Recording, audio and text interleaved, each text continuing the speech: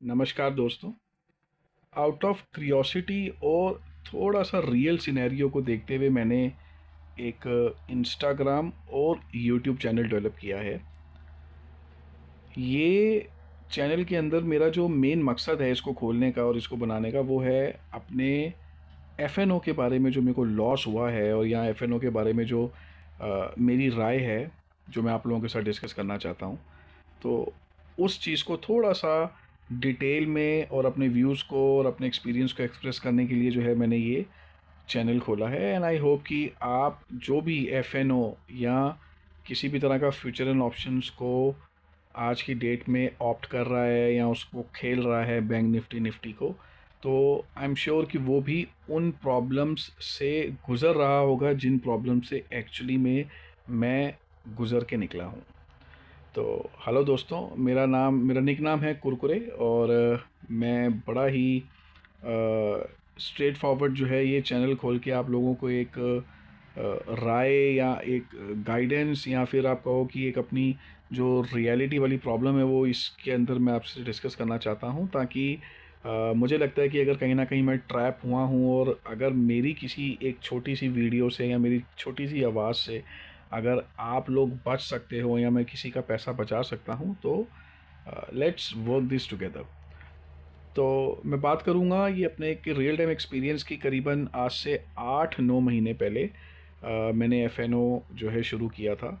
मुझे बिल्कुल नहीं पता था, मैं एक वर्किंग क्लास हूँ और मुझे बिल्कुल नहीं पता था एफ या इक्विटी। हाँ, सुना था कि एक इंडियन शेयर मार्केट होती है, लेकिन मैंने आज तक कभी किसी तरह का कोई पैसा किसी शेयर मार्केट में या किसी तरह में नहीं लगाया था।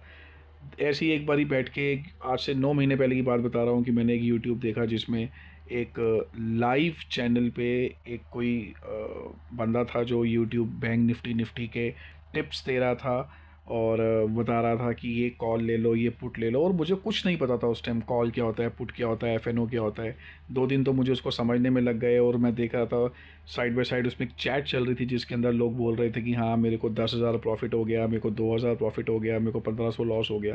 तो ये देखने में बड़ा मेरे को अच्छा लग रहा था कि ये ऐसी भी कोई चीज़ होती है जिसके अंदर हम तुरंत पैसा लगाते हैं और उसका रिटर्न जो है हमें with in fraction of seconds हमें उसका रिटर्न्स मिल जाते हैं। तो मैंने फिर एक डीमैट अकाउंट खोला। मेरा फर्स्ट डीमैट अकाउंट मैंने एंजल में खोला, फिर उसके बाद मैंने अप स्टॉक में खोला, फिर एम स्टॉक में खोला।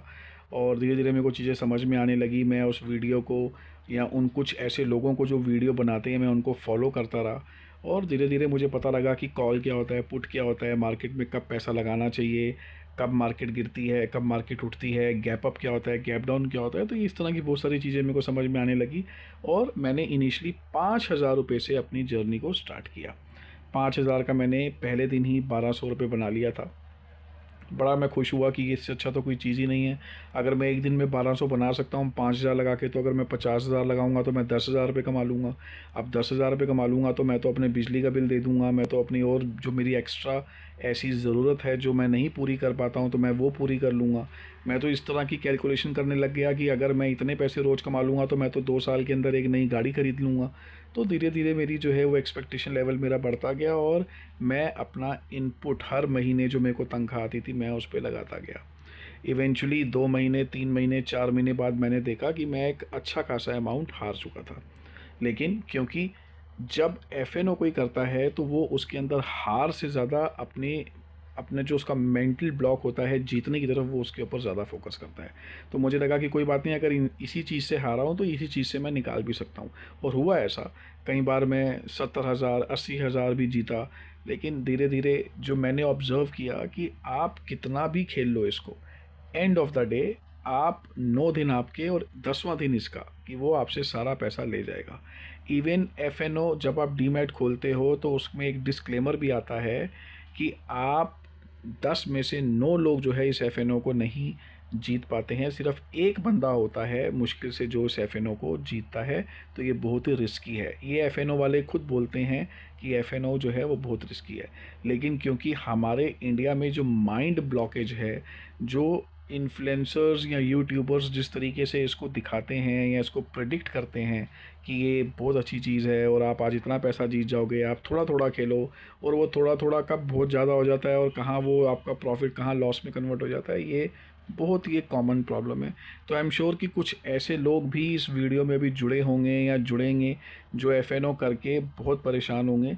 तो मेरी उन सबको यही राय है कि अगर आप भी एफ करते हो तो आप एफ को थोड़ा सा ध्यान से करो, क्योंकि ये जितने भी कॉल टिप्स और जितने भी हमको नए नए चैनल्स के अंदर लोग बता रहे हैं कि हम ऐसे कर देंगे, आप हमारी चीज़ों को फॉलो करो, तो मुझे नहीं लगता कि कोई भी ऐसा बंदा होगा या खुद वो लोग भी ऐसे होंगे। अगर आप उनका P&L देखोगे कि उनका प्रॉफिट बहुत ज़्यादा हुआ होगा। हाँ, बस क्योंकि उन लोगों को जो है एक अपने लाइव सेशन, अपनी लाइव स्ट्रीम को कंटिन्यू रखना होता है, तो वो अपने रोज़ की कम से कम 20-20 50-50 टिप्स देते हैं। तो आप कितनी टिप्स ले लोगे या आप कितनी बार खेल लोगे? इवेंचुअली आप 2 बार खेलोगे, 3 बार खेलोगे और आपका पैसा डूबेगा ही डूबेगा। तो बस यही कुछ चीज़ें हैं जो इस यूट्यूब और इंस्टाग्राम के अंदर हम लोग डिस्कस करेंगे डेली के हिसाब से। अलमे का कम्युनिटी, मैं एक इसमें कम्युनिटी क्रिएट करूँगा जिसके अंदर हम लोग आपस में बात कर सकते हैं। मैं आपको अपना रियल एग्जांपल बता सकता हूँ। मैंने इन 8 महीनों में अपनी 12 से 13 साल की सेविंग्स पूरी ख़राब कर दी है। प्लस अपने भाई से, अपने फ्रेंड से मैं कई लाखों रुपए लेके इसमें लगा चुका हूँ।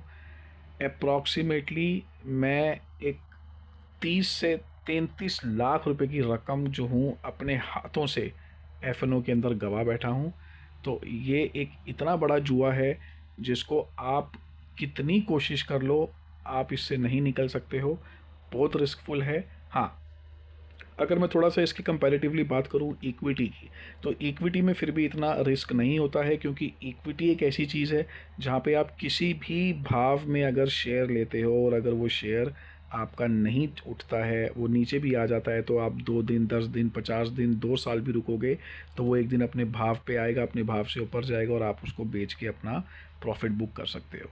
लेकिन एफ में ऐसा नहीं होता है। इसके अंदर आपको एक्सपायरी होती है, हर चौथे पाँचवें दिन में इसकी एक एक्सपायरी आ जाती है। निफ्टी, बैंक निफ्टी और भी बहुत तरह के इस तरह के इनके अलग अलग वो हैं, जिसमें आप जिस दिन आपकी एक्सपायरी आती है आपका थीटा जो है पैसा खाना शुरू करता है और वो अल्टीमेटली ज़ीरो हो जाता है आपका कैपिटल। तो ये बहुत रिस्क है। तो इसी बारे में हम बात करेंगे और आई होप कि may be after creating this kind of videos, अगर मैं 1% कम्युनिटी को भी ये मैसेज दे सकूं कि एफ कितना रिस्की है और वो अपना हार्ड एंड मनी या उधार लेके या अपनी सेविंग्स को ना ख़राब करें, क्योंकि ये एक इतना बड़ा जंजाल है कि अगर इसमें आप फंस गए तो आप इसमें से नहीं निकल पाओगे। मैं खुद इस टाइम एफ से बिल्कुल बर्बाद हो चुका हूँ और अब मैं इक्विटी की तरफ धीरे धीरे शिफ्ट हो रहा हूँ। कुछ चैनल्स हैं, कुछ ऐसे यूट्यूबर्स हैं, इन्फ्लुएंसर्स हैं जिनके मैं वीडियोस को बहुत कंटिन्यूसली वॉच कर रहा हूँ। वो इक्विटी के ऊपर ट्रेडिंग कराते हैं, वो बहुत अच्छे अच्छे शेयर्स बताते हैं। तो मैं भी अपने आने वाली वीडियोस में मैं जो उनसे सीख रहा हूँ या जिन वीडियो को मैं देख रहा हूँ, जो ऐसे शेयर्स हैं जिनको एक्चुअली में लेके और मेरे को कुछ प्रॉफिट भी हुआ है, तो मैं वो सब आपको दिखाऊँगा। मैं आपके साथ वो हर चीज़ शेयर करूँगा जिसमें आपको इक्विटी और एफ का डिफरेंस पता लगेगा।